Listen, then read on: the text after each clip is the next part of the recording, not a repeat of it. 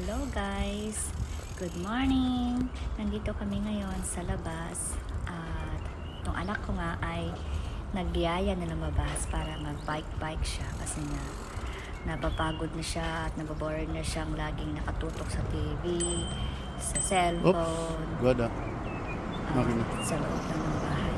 Kaya ayan, nag-aya siya lumabas kaya ito kami naglakad-lakad lang para makalanghap din ng sariwang hangin at makapag-relax at makapag-exercise ng konti. So, Ayan siya.